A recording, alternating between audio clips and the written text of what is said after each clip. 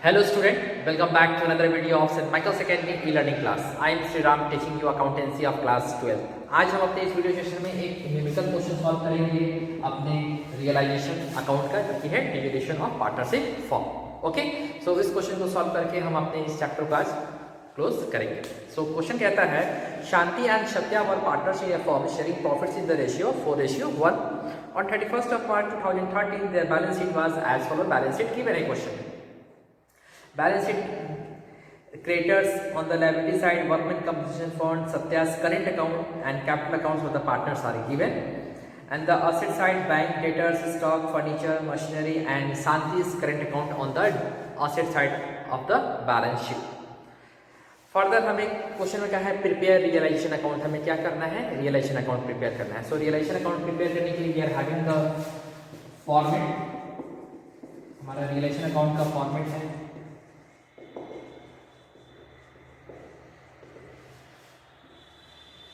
that is T shape,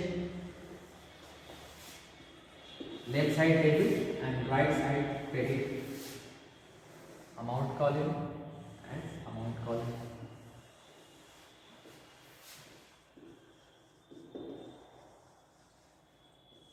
Amount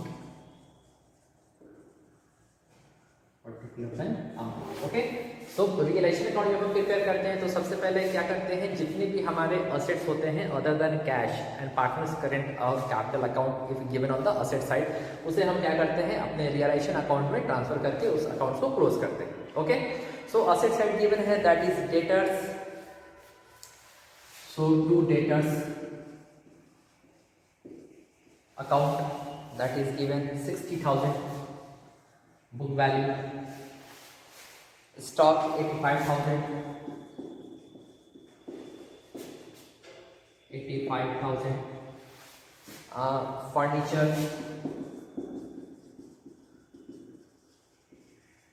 furniture का value given है that is 1 lakh and machinery of 1,30,000. 1,30,000. Then after record given है that is Shanti's current account. So partners के current account होते हैं उसे हम transfer नहीं करते हैं अपने रिलेशन अकाउंट में. नाउ अब लायबिलिटीज की बात करते हैं तो हमारे जितने भी लायबिलिटीज हैं other than partners capital account reserve, इन सब चीज को छोड़ के जो हमारे एक्सटर्नल लायबिलिटीज होते हैं उसे हम ट्रांसफर करते हैं रिलेशन अकाउंट के क्रेडिट साइड में. सो लेट्स सी क्या क्या है. That is given creditors at 45,000. So by creditors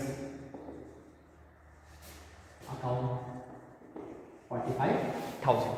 okay, further given है वर्कमैन कंपनसेशन फंड, सत्यास करेंट अकाउंट, कैपिटल अकाउंट, ये सब नहीं आएगा. सो ओनली एक हमारा थर्ड पार्टी एक्सटर्नल लायबिलिटी है that is creditor at 45,000.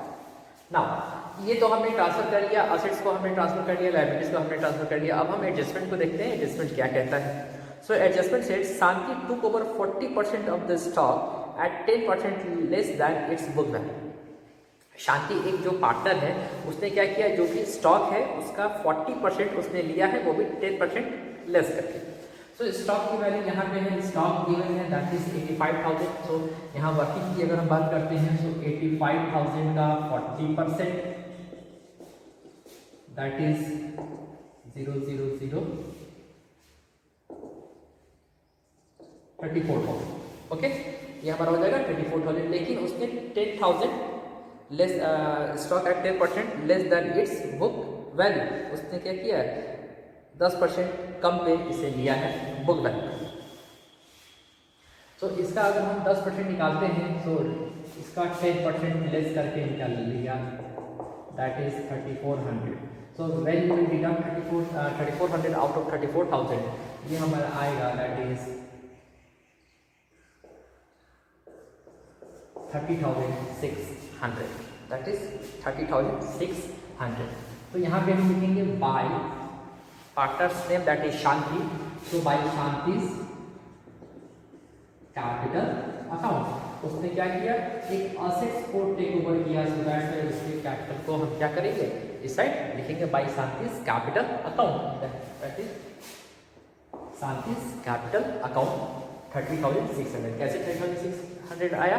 30,600 that is the value of stock is given that is 85,000 and 40% of the stock जो होगा दैट इज 34,000 एंड 10% लेस करेंगे दैट इज 30,600। इट मीन्स 30,600 के value का stock उसने ले।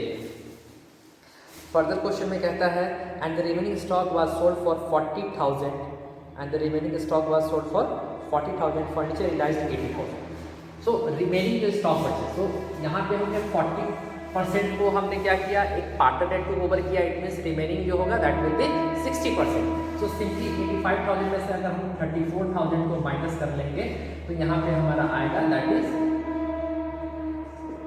51,000। तो यहाँ पर जो 51,000 है तो ये मेरा रिमेनिंग स्टॉक हुआ। तो लेकिन क्या है क्वेश्चन में कि remaining stock is sold for ₹40,000। 40,000 में इसे क्या किया गया, सोल्ड आउट किया गया। सो इट डजेंट मैटर ये हमारे जो 51,000 आया इससे हमें कोई मतलब नहीं है, हमें 40,000 से मतलब होगा। सो हम यहाँ पे लिख सकते हैं by bank account. It means the amount realised कौन कौन से, तो हमारा रिमेनिंग स्टॉक से कितना आया दैट इज स्टॉक 40,000। ओके ये जो स्टॉक की वैल्यू आ रही है दैट इज 40,000। फर्नीचर 80,000, फर्नीचर को सोल्ड करके हमें कितना प्राप्त हुआ है that is 80,000। Adjustment number 2 and unrecorded investment was sold for 20,000। एक हमारा अनरिकॉर्डेड इन्वेस्टमेंट था, उसको बेच करके हमें 20,000 प्राप्त हो रहा है, उसे भी हम अब यहाँ पे क्या करेंगे, रिकॉर्ड कर देंगे। Machinery was sold at a loss of 60,000। जो मशीनरी है, मशीनरी हमारा 1,30,000 है, इसको हम क्या कर रहे हैं 60,000 के लॉस में सोल्ड आउट कर रहे हैं। जब it means that will be 70,000। 1,30,000 minus 60,000 that will be 70,000। Adjustment number 3 that is given debtors realise 55,000। जो हमारा डेटर्स है उससे हमें रियलाइज होता है 55,000। सो डेटर्स से हमें कितना रियलाइज हो रहा है दैट इज 55,000। ये हमारा टोटल होगा यहाँ पे। Adjustment number 4 there was an outstanding bill for repairs for which 19,000 was paid. जो हमारा एक बिल था आउटस्टैंडिंग था उसके लिए हमें पे करना है, सो हम पेमेंट कर रहे हैं। Outstanding repair bill, outstanding bill for repair, outstanding bill केवल लिख ले दैट इज 19,000। ओके क्वेश्चन में जो हमारा क्रेडिटर्स है, क्रेडिटर्स के बारे में कुछ नहीं कहा है। जब लायबिलिटीज के बारे में कुछ नहीं कहता है तो उसको हम क्या करते हैं, उसके बुक वैल्यू पे ही पे करते हैं दैट इज 45,000। फर्दर कोई इन्फॉर्मेशन नहीं गिवन है तो अब हम क्या करेंगे, अपने ये हमारा रियलाइजेशन अकाउंट प्रिपेयर हो गया। अब हमें देखना है कि at the time of the realisation of the assets और and the payment of liabilities हमें गेन हो रहा है या लॉस हो रहा है। तो उसको करने के लिए हम डेबिट साइड के बैलेंस को देखेंगे और क्रेडिट साइड के बैलेंस को फाइंड आउट करेंगे, और दोनों में जो बड़ा होगा, यदि हमारा क्रेडिट साइड का बैलेंस ज़्यादा हो रहा है it means it is a situation of gain, यदि हमारा डेबिट साइड का बैलेंस ज़्यादा हो रहा है it means it is a situation of loss. So let's सी, पहले इसे हम ऐड कर लें that is 9 5 14 carry 1 4 5 1 4 5 1 6 that is 64,000 पे किए। Here it is that is 1 2 3 5 2,65,000। Okay now अब इसे जरा हम कैलकुलेटर पे कैलकुलेट करके देखते हैं ये क्या होगा।